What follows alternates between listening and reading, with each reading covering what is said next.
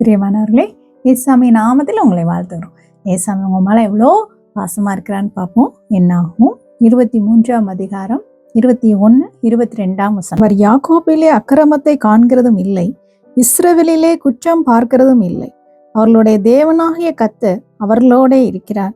ராஜாவின் ஜெய கம்பீரம் அவர்களுக்குள்ளே இருக்கிறது. தேவன் அவர்களை எகிப்தில் இருந்து புறப்பட பண்ணினார். காண்டாமிருகத்துக்கு ஒத்த பலன் அவர்களுக்கு உண்டு. மாணவர்களே, இதுக்கு முன்னாடி வசனத்தை பார்த்தீங்கன்னா, நான் ஆசீர்வதிக்க கட்டளை பெற்றேன், அவர் ஆசீர்வதிக்கிறார், அதை நான் திருப்பக்கூடாது என்று அவருடைய ஊழியத்தை பார்க்கிற அந்த பிலேயாம் சொல்லுகிறார்.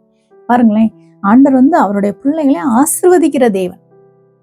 அதுக்கு பின்னாடி பார்த்தீங்கன்னா, அவருடைய யாக்கோபில் அவர் அக்கிரமத்தை பார்க்கறது இல்லை, இஸ்ரவேல்ல அவர் குற்றம் பார்க்கறதும் இல்லை. அவருடைய ராஜாவின் ஜெய கம்பீரம் அவர்களுக்குள் இருக்கிறது. அவர்களுக்கு காண்டாமிருகத்துக்கு ஒத்த பலன் ஆண்டவர் கொடுக்குறாரு. ஏன்னா அவர்களை இந்த அடிமத்தனத்திலிருந்து, எகிப்துங்கிற அடிமத்தனத்திலிருந்து விடுதலை பண்ணின தேவன் அப்படி ஒரு ஆசீர்வாதத்தை ஜனங்களுக்கு கொடுக்குறார். இந்த ஆண்டவரை அறிந்தவர்களாய் நீங்கள் இந்த நிகழ்ச்சியை பார்த்து கொண்டிருக்கலாம். பிரியமானவர்களே, என்று உங்கள் வாழ்க்கையில் இருக்கிற சின்ன சின்ன பிரச்சனைகள், சில வியாதி, இந்த பலவீன நிமித்தம் இந்த நாட்களை நீங்கள் பயந்து போயிருக்கலாம். மற்றவர்கள் உங்களுக்கு ஒரு அவதூறான ஒரு செய்தியை சொல்லியிருக்கலாம். அது ஆண்டவர் தான் உனக்கு இந்த காரியத்தை செஞ்சிருக்கிறது, இந்த வியாதி கர்த்தர் தான் உனக்கு கொடுத்துருக்கிறாரு, இந்த ஒரு சூழ்நிலையை ஆண்டவர் தான் உனக்கு நியமிச்சிருக்காரு, இந்த சோதனையை கர்த்தர் தான் உனக்கு கொடுக்குறாருன்னு சொல்லி ஒரு காரியத்தை ஆண்டவர் மற்ற ஜனங்களை உங்களுக்கு சொல்லியிருக்கலாம். நீங்கள் அதை யோசித்து கொண்டு இந்த நாளில் பயந்து காணப்படலாம். ஆண்டவர் தான் இதை வாழ்க்கையில் அனுபவிச்சிருக்காரு, இந்த கஷ்டமான பதில் நான் போய் தான் ஆகணும், எனக்கு இந்த சூழ்நிலையில ஆண்டவர் என்னை சோதிக்கிறாரு, எனக்கு இப்படி ஒரு வியாதியை கொடுத்துட்டாருன்னு சொல்லி நீங்கள் அதை ஏற்றுக்கிட்டு இந்த நாட்களில் கூட நீங்கள் சோர்ந்து போய் அது நிமித்தம் ஒரு பயந்து போய் நீங்கள் காணப்பட்டிருக்கலாம். இல்லை பிரியமானவர்களே, ஆண்டவர் தெளிவாக பார்க்குறேன்.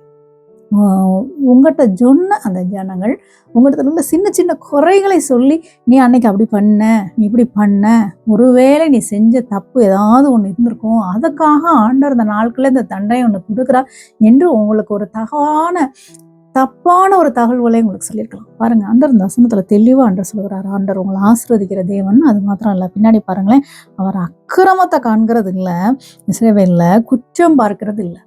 அவன் அக்கிரமத்தை மன்னிக்கிற தேவன், மீறுதலை மன்னிக்கிற தேவனுடைய ரத்தத்தினால கழுவி சுத்திகரித்து தான் ஆண்டவர் உடைய பாவங்களை எல்லாம் முதுகு பின்னாக இருந்துட்டார். இன்னும் அதை நினைக்க மாட்டார் ஆண்டவர். அவர் மனுஷன் கிடையாதுல்ல, மனுஷன் பார்க்கிற பிரகாரமாக அவர் பார்க்க மாட்டார். மனுஷங்க தான் நம்ம செஞ்ச தப்பை மனசுல வச்சு சொல்லி சொல்லி நம்ம காமிச்சிட்டு இருக்கோம். அது நம்மளோட இயல்பு. ஆனால் கர்த்தர் அப்படி கிடையாது. அவர் பொய் சொல்ல மாட்டார். அந்த சொன்ன அவங்க வாக்குத்தத்தங்களை எல்லாம் நிறைவேற்றுவார். உங்கள்கிட்ட ஒரு குற்றம் கண்டுபிடிச்சி, ஒரு அக்கிரமத்தை கண்டுபிடிச்சி, அதை ஒரு பெருசாக்கி அதுக்கு ஒரு தண்டனையை கொடுத்து, அதுக்கு முன்னாடி நீங்கள் மற்ற ஜனங்களுக்கு முன்னாடி நீ வெக்கப்பட்டு போ, கூனி குறுகி போ, இந்த கஷ்டப்பாதையில நீ போ அப்படின்னு நம்மளை தள்ளுகிற தேவன் அவர் கிடையாது. நம்மளுடைய பிள்ளைகளுக்கு நம்ம அப்படி செய்வோமா? கொள்ளாதவளாகி நம்மளே நம்ம பிள்ளைகளுக்கு நல்ல ஈவுகளை கொடுக்க அறிஞ்சிருக்கிறோம். பரமபிதா அப்ப எவ்வளவு நம்ம மேல கரிசனையா இருப்பார். நம்மளுக்காக சொந்த குமாரனே கொடுத்தவர் அவரோடு கூட மற்ற எல்லாவற்றையும் நமக்கு அருளாது இருப்பது எப்படின்னு வசனம் சொல்லுது. அப்படியே ஒரே பேரான குமாரனைய கல்வார சிலுவையில முழு ரத்தத்தையும், பரிசுத்த ரத்தத்தை நம்மளுடைய அக்கிரமத்துக்காக, பாவத்துக்காக, மீறுதலுக்காக தண்டனையை அவர் ஏற்றுக்கொள்ள தன்னுடைய குமாரனை கொடுத்த தேவன் இன்னைக்கு எப்படி இவ்வளவு கஷ்டத்தை நீங்க கொடுக்கணும், நீங்க செய்யணும், அதுக்கு அனுபவிக்கணும்னு ஆண்டவர் உங்களுக்கு கொடுப்பார்? இல்லை, அப்படி அன்பு விலையேறப்பட்டது.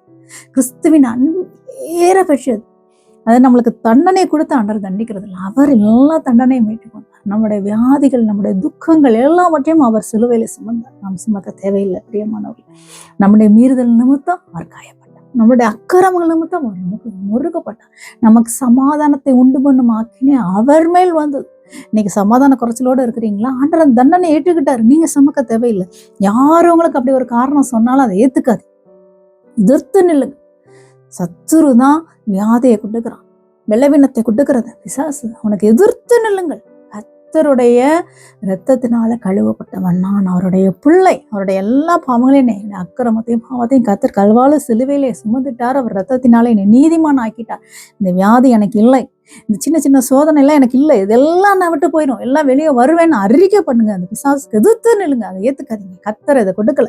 நீங்க எதிர்த்து நிற்கும் போது அவன் உங்களை விட்டு ஓடிப்போவான். பரிபூர்ண சுகம் உங்களுக்கு உண்டாகும். பிரியமானவர்களே, எப்போது அந்த வியாதி பலவீனத்தை நிமித்தங்கள் படுக்கையில இருக்கலாம், எதிர்த்து நில்லுங்கள். இயேசுவின் நாமத்துல ரிப்போர்ட் எப்படி இருந்தாலும் பரவாயில்ல, ஏசு நாமத்தை நான் ஏத்துக்க மாட்டேன் ஆண்டவரேன்னு சொல்லுங்க, அறிக்கை பண்ணுங்கள்.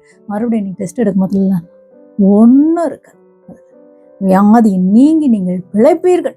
இந்த சோதனை ஒன்றும் உங்களை சேதப்படுத்தாது. எல்லாத்தையும் தாண்டி கர்த்தர்னாலே உங்களுக்கு வாக்கப்பட்டிருக்கிறார்.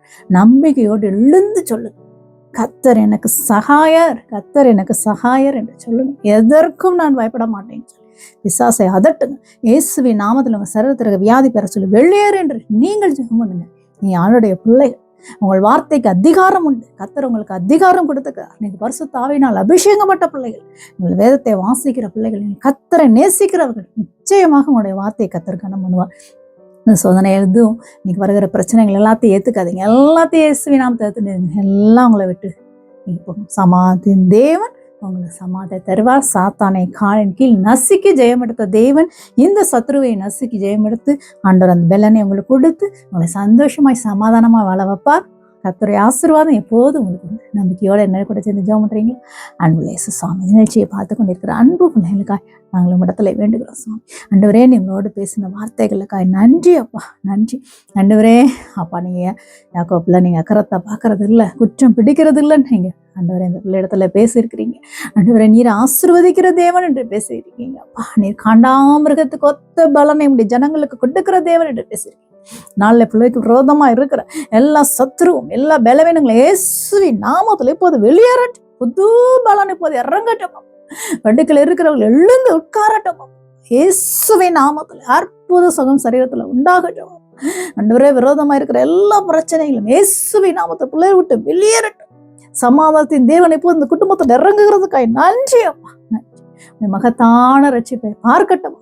கர்த்தர் பெரியவராய் இந்த குடும்பத்துல இருந்து நாமத்தை நீங்க மகிமைப்படுத்த போற அன்புக்காய் நன்றி, நன்றி. இயேசுவின் நாமத்துல வேண்டுகிறோம் பிதாவே, ஆமென்.